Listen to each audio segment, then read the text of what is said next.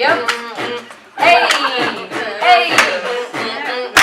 I got natural hair and I got brown skin. My curls go like whoop whoop then they go back and then they go left. I be like whoa whoa whoa. So I cut it all off, then I do it back out. Then I cut it again. I said, oh well, friend, you done grow back. Then I see my friends with their locks and I be like, yo, Chris, yo, Keandra, hey, Catalyst, I see you.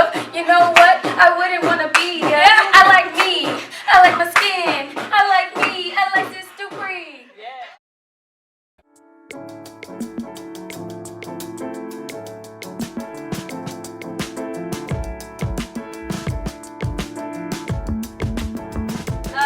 So, I guess first question for one of y'all would be, what was like the first thing you went natural in? Like, what did you first go natural in?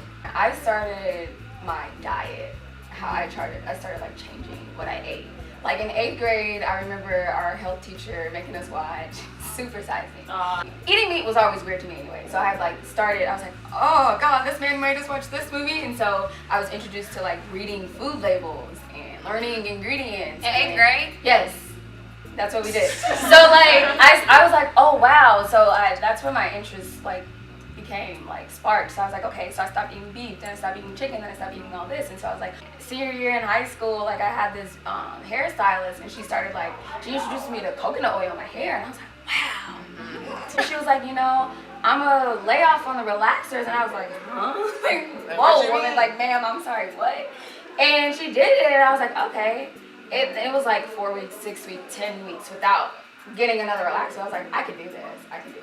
It was my diet that was first, and then in like senior year is when I was like finally natural with my hair.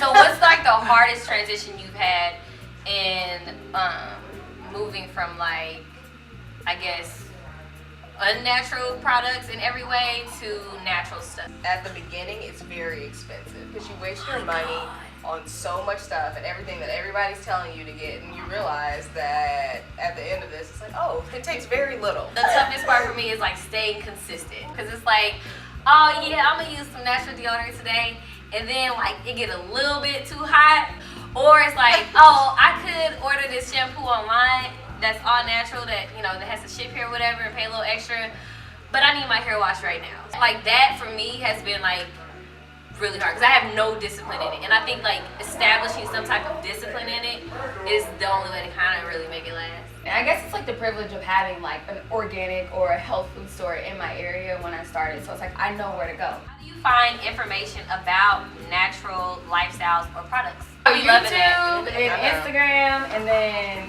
hair expos. Hair expos, that really helps. What made you start your lock journey?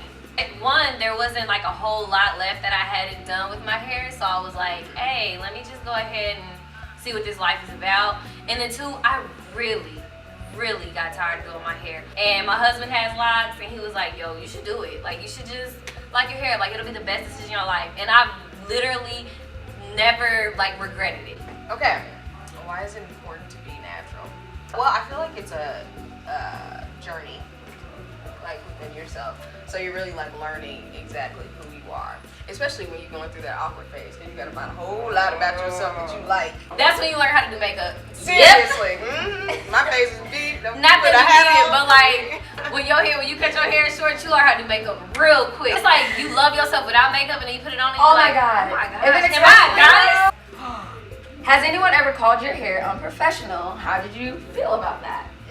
Yes, they have actually, and it's been a family member, and so they, like, I had to tell them, I was just like, you know, this is me. I have the attitude, it's like, it's my life, I'm gonna do what I want to do, and I have to do something that feels right for me. So that's where I work, that's who I hang out with. So it's like, if I'm choosing to have my hair like this, then when I go to work, my employer is gonna have to be okay with it. How do you get your hair to grow?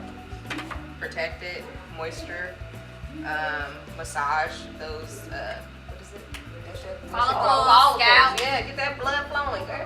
Water. Water. This best thing I learned, water like a plant. Do you allow people to touch your hair?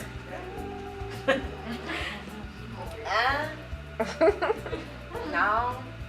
Okay, so this is a big thing for me. I like when people admire hair, but like when you get to like twist or when you get to, oh my gosh, when you get to locks, people are like, they lose themselves. They're like, oh my gosh, like they're really handsy. And I believe in like transferring energy and stuff like that. Like, and I'm a Christian, y'all, but I really do believe like That's a people thing. have like certain things that they carry, and so when they touch your hair, they like leave stuff with you. I don't like it unless they ask, or unless it's somebody familiar with me that I can like, okay, I connect with you, like, you know, like it's a thing. Like it has to be a thing. Guys are really handsy. Like especially if they trying to flirt with you, they be like, ooh, I like your natural. your locks are so nice, and I'm like, yo, dude, you gotta keep your hands to yourself. For one, cause like I have a whole husband, and he will know. So, cause I know if somebody touches his hair. So like, yeah, don't do that. And then for what, like, just let me have my space. I feel like everybody should have their own personal bubble. If you want to touch somebody's hair, ask. If they say yes, cool. If they say no, respect that. Hey, I am not my hair. I am not the skin. I am not your expectations of. I am not my hair. I am not the skin. What? I am the soul.